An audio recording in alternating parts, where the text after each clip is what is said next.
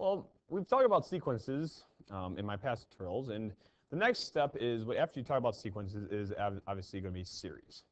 Now, series and sigma notation are really essential and are used quite a bit in statistics and when you get into advanced math, specifically when you talk about integrals, integration, and when you try to prove infinite series in Calc 2. So that's a little farther ahead, but for right now, we're just going to try to figure out what does this sigma and this series thing have to do with anything.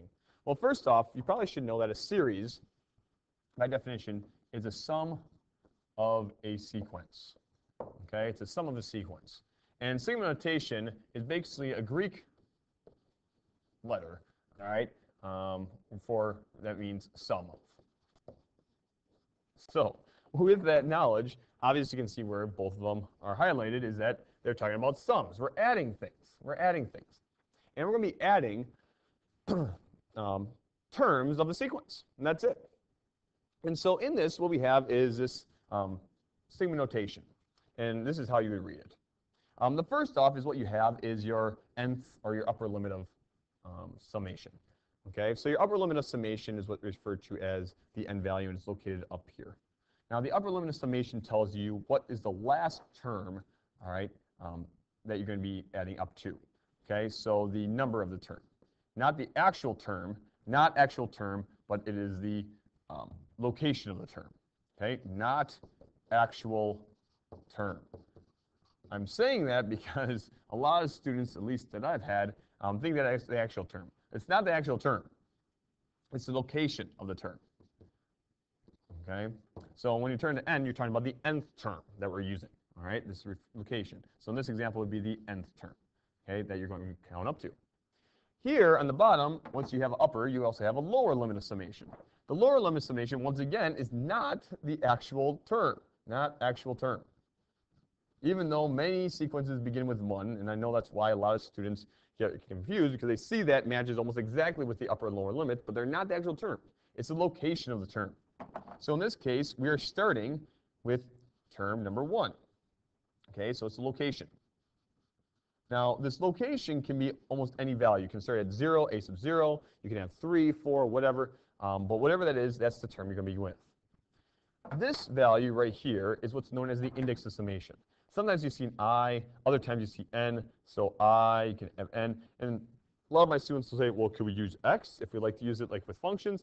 And I guess yes, but we try to stay away from that because x's are used with equations and not necessarily with sequences. Or I should say, used with functions and equations and algebra and not with sequences that we're dealing with. The last thing is this right here is referred to the nth term, or is the equation you're using to generate, all right, your terms, equation or formula for terms. All right, because the nth term obviously is the equation, all right, the equation. So how do we use sigma notation? Well, you probably want to use your calculator, and there's a bunch of other different ways of doing this, but that's what we're going to try to figure this out. So here are some examples of how we're going to use sigma notation. So we're going to use this without our calculator and with our calculator and see how we do. So first off, here's our first example we're going to use. Okay, find the sum of this finite series. So we're going to take and find the sum of this sequence, which is right here, 3i minus 1. Okay, starting with the first term going up to the sixth term.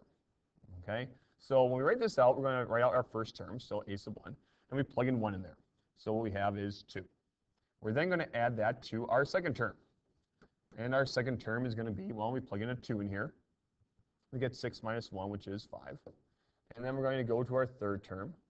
All right, and when we go to our third term, we plug in a 3 in there because that's the inputs, outputs. 9 minus 1, which is 8. We go to our fourth term. All right, the fourth term, we plug in there. We have 12. 12 minus 1 is 11.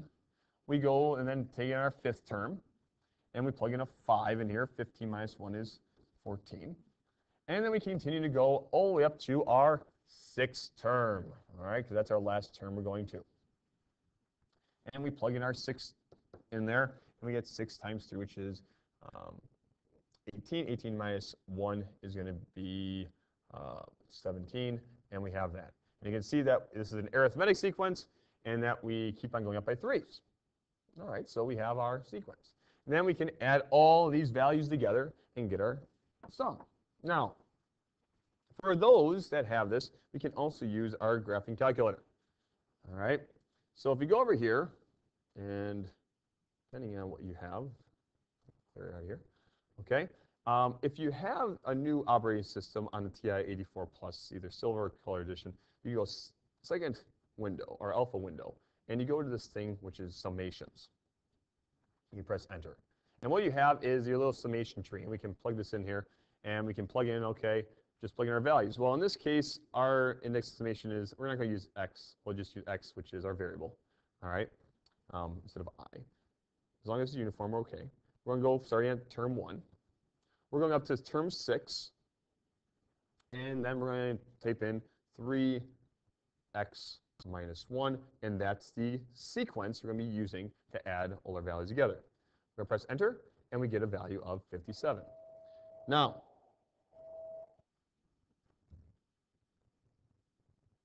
and there we have our equation and our sum of that sequence. And if you went over here and you graphed this, or you added all these values together right here, move this on here, all right, and you took these right here and you added all together, you would get 57 as well, and you get your answer. Now, that is how you do it with an arithmetic. Now, you can do this with any type of sequences, and actually using this, using the calculator allows you to find the sums of a bunch of different things. Now, what happens when you have this thing called a partial sum? All right, find the partial sum basically means when you're given a infinite, all right, an infinite series, and you're asked to only find a part of it. So, for example, right here we're going to have this, and we are actually going to be writing, and we're only taking the 5th partial sum. So that means we're only going up to the 5th term, And so we have this right here, and we can write this out. We see it's a geometric because it's exponential.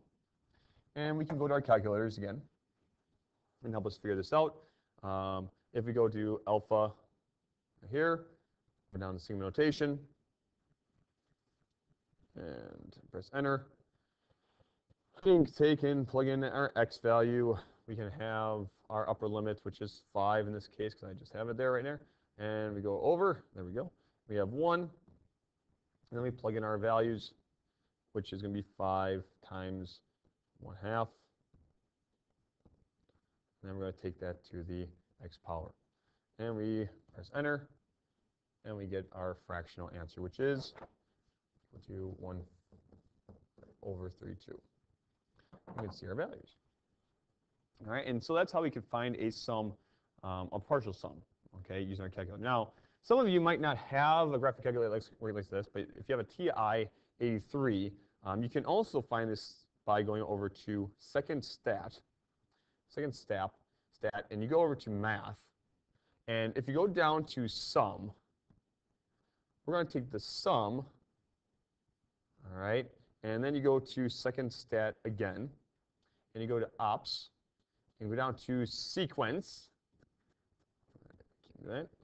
So now we're finding the sum of a sequence. Now, our variable, now, this is what I have with my calculator. Now, if you don't have that, every calculator is going to be a little different depending on what you use. Experience, I don't have that, but I'm going to go down. Experience is x, or oops, I bet it's going to be 5, and then we put in our equation, and we'll raise that to the x power, and we'll go down our variable, which is x. We're going to start at 1, and we're going to end at 5. And we'll press enter, paste there, and we press enter right there, and once again we get the same thing. Okay, what you can see here is how you'd write this. Okay, so if I take this, plug that right there, you can see then, all right, what you would do if you were to write this on that and you didn't have all those other things. You go to sum, which you go to second list, all right, and you go to find the sum, then you take the sum of the sequence, write out your expression, comma, your variable x, comma, your lower limit, comma, your upper limit, and there you have it. So that's your index with then your comma with your lower limit, and then comma with your upper limit, and you can get your answers. All right, so we did 2 different examples. I have one more, but it's covered right now, but I think that's going to probably be enough. All right, probably to help you get started on find the sum of some partial sums of some series and sequences. So hopefully that helps out. Good luck and God bless on all your math problems.